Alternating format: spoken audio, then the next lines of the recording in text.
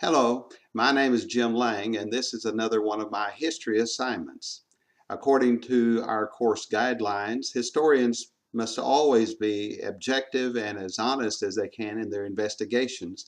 And in this report, I'm going to be talking about Dr. Jerry Falwell, and I will be honest and objective as I present this research on Dr. Falwell.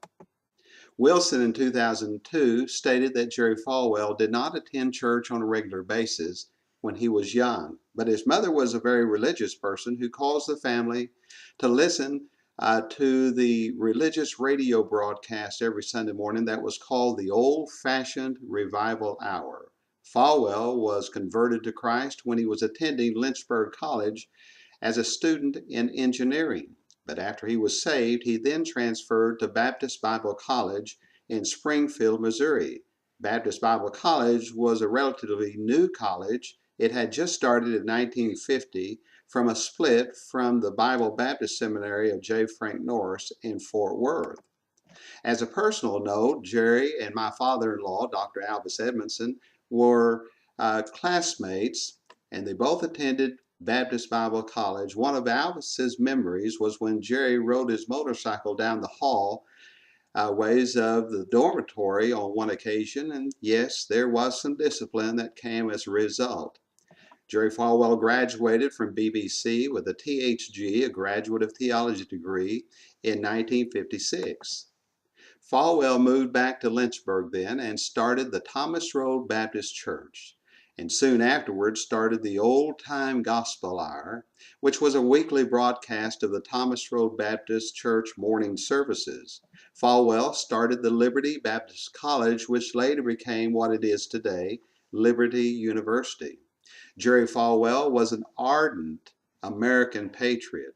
He produced a series of I Love America rallies throughout the nation and became very politically involved, holding Clean Up America campaigns, and later became the founder of the Moral Majority, which was made up of men and women of various denominations who were focused on such hot issues such as prayer in school, abortion, homosexuality, and pornography. Falwell authored the book entitled Listen America that urged God-fearing Americans to band together to reform society, and as a result, the Moral Majority was given credit for helping to defeat several liberal politicians and elect Ronald Reagan as the president. Falwell was nationally launched as one of the most influential spokespeople in the new right politics. Wilson argued that Falwell could be dressed up in a three-piece suit, mixing with business people and also preaching traditional fire and brimstone sermons. The 1970s had the mega-sized tele-evangelistic ministries, and all of them were investigated for financial improprieties. The Securities and Exchange Commission filed charges against Thomas Road Baptist Church for fraud and deceit and gross insolvency. But a federal judge later dismissed those charges. During that time, the number of households and financial contributions decreased. The largest of the televangelistic ministries, the PTL Club, almost fell into non-existence, and Falwell, in spite of a lot of uproar from fellow Baptist preachers, replaced Jim Baker as the director of the PTL Club, where his national recognition increased. Wilson stated that the Moral Majority disbanded, being unable to advance its agenda into law and the continuing financial problems. After that, Jerry Falwell focused more on the ministries of the Thomas Road Baptist Church and Liberty University and his television ministry.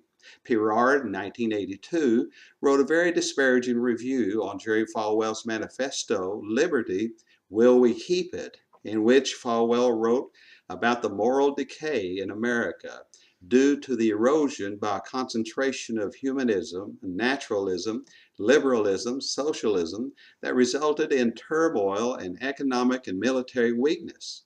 Falwell talked of how sin had permeated the land.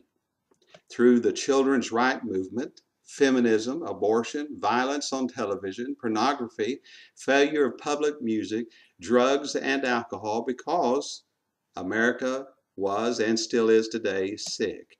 But he did offer hope and action that can turn things around, that involved repentance and combating the immoralities in the land. Watt, in his review of the book of Jerry Falwell, argued that this book was one of the most helpful examinations of American fundamentalism that the world of scholarship had ever seen.